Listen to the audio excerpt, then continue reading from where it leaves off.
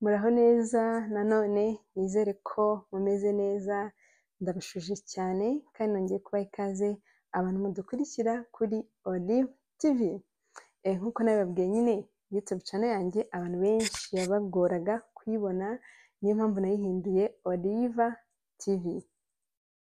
Ubwo rero nizere ko byoroshye nyine kutubona, mugiye kudusapotinga muri benshi, mugasharinga ibiganiro byacu muri benshi. Ku bantu barebye ikiganiro bwa mbere, nitwa Olive amadokita, ndi no kwiga byimbitse kuvura no kwita ku buzima bw'umwana. Ubwo rero murumva yuko bijyanye n'ibyo nkora kandi bijyanye yuko nyine twese tubifite mu nshingano mu kwita ku buzima bw'umwana. Niyo mpamvu nifuje kujya mbagezaho ibiganiro byose bishobora kubafasha kugira ngo nyine ubuzima bw'umwana bugende neza. Uyu munsi ndashaka gusubiza bamwe na bamwe rimwe na rimwe bajya bisanga bahaye abana imfashabere bakiri munsi y'amezi 6 ku mezi 4, 5. Ikindi ndasubiza abantu bajya bibaza ngo ese ngo ubundi umwana tumuhaye tumuhaye imfashabere cyangwa ibindi bintu atari amashereka mbere y'amezi 6 byagenza gute? Ese ubundi ni ryari nyine umubyeyi ashaka guha umwana ibindi bintu cyangwa imfashabere mbere y'amezi 6? Uyu munsi rero nicyo kintu ngiye kubasubiza, ariko ndashaka kubanza kwibutsa gukora subscribe mbere ko dukomeza. Kanda ku nzogera ntacyo bitwaye, ukore like ntacyo bitwaye, kugira ngo dushyigikire ibiganiro byacu bijye bigera ku bantu benshi. Rero ikintu nyamukuru gitumye nkora iki kiganiro ni ukugira ngo mbwire abantu ibintu rwose bishobora gutuma umwana umutangiza imfashabere mbere y'amezi 6. Ikintu cya mbere ubundi nk'uko nabibabwiye, ubundi umwana yagakwiye gutangira imfashabere agejeje neza amezi 6, ukahatangira kumuha ibindi bintu bitari amashereka, cyane yuko amashereka aba yagabanyije ubushobozi bwo guha umwana intungamubiri zose akeneye. Nyine umwana aba akeneye nyine intungamubiri nyinshi bijyanye n'amezi nyine aba agezeho. Aba akeneye nyine bya bintu byinshi, aba akeneye ibintu byinshi bibonekamo vitamine, poroteyine, bibonekamo amaferi cyangwa ayironi, byandi bidufasha kugira amaraso yacu aba akwiriye. Rero ibyo ngibyo ubona bigenda bigabanuka cyane cyane uko umwana agenda yiyongera mu mezi. Niyo mpamvu aba akeneye ibindi bintu kugira ngo izo ntungamubiri zose agende nyine azikuramo. Rero dufite ibintu bigera nko kuri 3 cyangwa 4 bishobora gutuma umubyeyi areberaho akavuga ngo umwana wanjye rwose nkwiye kumutangiza imfashabere nta kibazo. Ikintu cya mbere abantu benshi nyine badakunda kwitaho, ubundi nimba mama na papa bagira ibintu by'amareriji,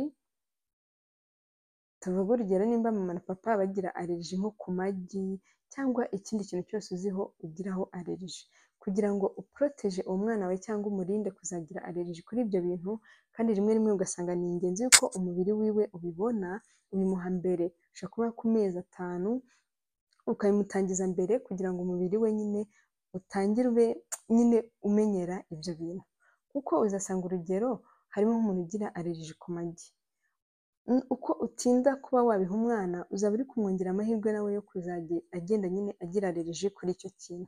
Rero nimba uzi ko hari ikintu ugiraho allergie ukaba wabyara umwana wawe, rwose biremewe yuko ushobora kubitangiza mbere y'amezi 6, nko ku mezi 4, 5, ukagenda nyine umugabanyiriza ibyo byago byo kuba nawe yazagira allergie kuri icyo kintu, cyane yuko uba usanga ari ibintu birimo intungamubiri nyine umwana akeneye. Ibyo nubikora bizaba nta kibazo, nyine ni ukugenda ureba umwana uko ashaka kugiraho nyine reaction, ukaba nyine wamenya uko umufasha cyangwa uko agomba guhabwa ubufasha igihe cyose nyine bitameze neza.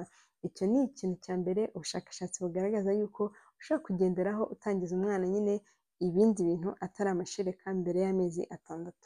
Ikindi kintu cya kabiri, hari ukuba nyine umwana afite bya bimenyetso bikwereka yuko akeneye gufata ibyo kurya cyangwa akeneye nyine ibindi bintu bitari ibindi.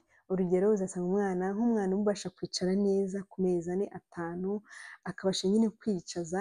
Ikindi kintu ukabona ni wa mwana iyo abonye ibyo kurya arenda gukubita abantu bose, ukabona nyine yabuze amahoro, ukabona arashaka gufata ibintu byose abitamira, ukabona umwana iyo abonye muzanye nk'ifunguro ku meza nawe nta mahoro agira, ibyo nabyo ushobora kubigenderaho rwose ukavuga ngo nta yandi mahitamo mfite, umwana reka muhe ku byo kunywa. None se murabyumva gute? Nyine ibyo ni ibintu ubushakashatsi bwagiye bwerekana yuko ushobora kubigenderaho rwose ukaba watangiza umwana wawe imfashabere utarindiriye yuko akwiza amezi 6 yuzuye nk'uko nyine dusanzwe tubibabwira. Ibyo bintu bibiri nubikora bizaba nyine biri gufasha umwana, ikindi bizatuma nyine kuko harimo nk'abana usanga bagira uwo mururumba mwinshi wanabimwima, akarwara diyare, akananuka, ukabona umwana ntabwo uzi ukuntu nyine ari kugenda amera. Ubwo rero icyo gihe umwana ubona kwereka ibyo bimenyetso byose rwose biremewe kuba wamutangiza imfashabere utarindiriye yuko amezi 6 agera. Ndakeka ibyo bintu bibiri nibyo by'ingenzi, hamwe n'uko umwana ubona nyine buri kintu cyose afashe aragita gitamira, nyine ukabona muri make ari kuguha bya bimenyetso byose bikwereka yuko yiteguye gufata ibyo kurya cyangwa yiteguye gufata nyine imfashabere. Ibyo bintu rwose nubibona ku mwana biremeye kuba wamutangiza imfashabere utarindiriye nyine k'amezi 6 agera. Nizere ko nkunguye utundi tuntu tubirusha gushingiraho nyine uvuga ngo umwana rwose ndizera yuko ageze igihe cyo gufata imfashabere, cyane yuko nababwiye yuko uko amezi agenda yicuma n'amashereka agenda agabanya rero ubushobozi bwayo cyangwa agenda agabanuka muri za ntungamubiri ziyagize. Ni byiza rwose gutangiza umwana wawe imfashabere ku gihe, kandi ukamuha muri bwa buryo nababwiye neza kugira ngo umurinde ko yagira ibibazo nyine ntuzamenye ngo ni igiki cyabimuteye. Ndagushimiye cyane wowe twabanye, kandi ntugende udakoze subscribe ku biganiro byacu kugira ngo turusheho nyine kugenda dushyigikirana kandi twungurana inama ku bijyanye n'ubuzima bw'umwana. Bye bye.